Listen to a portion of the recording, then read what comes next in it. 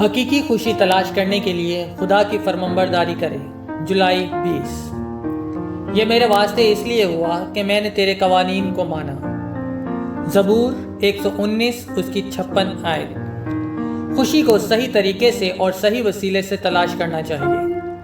کچھ کا خیال ہے کہ شاید وہ گناہ گار لذتوں میں یا فریب و دنیاوی کوششوں میں خوشی پائیں گے، اور کچھ خوشی کی تلاش کے لیے جسمانی اور اخلاقی ذمہ داریوں کی قربانی دیں گے، اور وہ روح اور جسم دونوں کو کھو دیں گے۔ دوسرے لوگ غیر فطری بھوک کے لالچ میں اپنی خوشی تلاش کریں گے اور ذائقے کی خوشنودی کو صحت اور زندگی سے زیادہ ضروری سمجھیں گے۔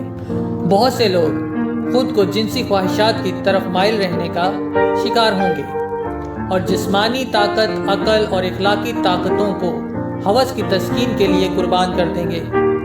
وہ خود کو وقت سے پہلے ہی قبروں پر لے آئیں گے اور فیصلے میں خودکشی کا الزام ان پر عائد کیا جائے گا۔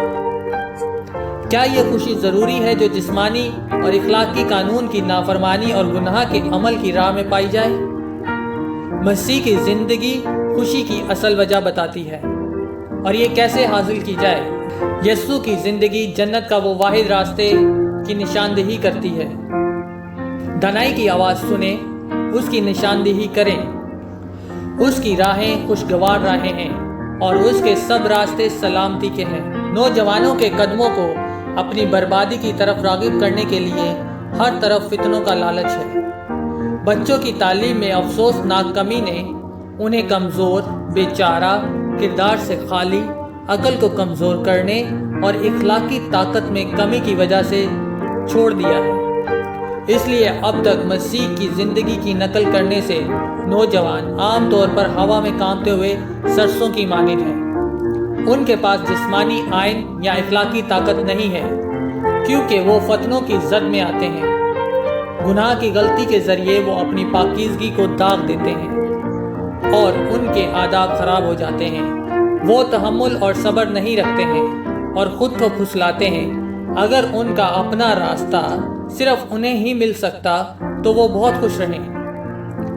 اگر بچے اور نوجوان اپنی دنیاوی بھلائی کی تلاش کریں گے تو انہیں اس کی تلاش وفادار فرمانبرداری کے راستے پر کرنا ہوگی۔ ایک مضبوط آئین جو دنیا کا سب سے بڑا انعام ہے، صرف غیر فطری بھوک کی تردید سے ہی حاصل کیا جا سکتا ہے۔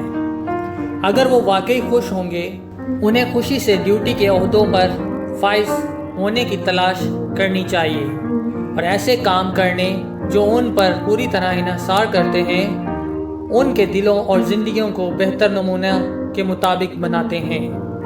آمین۔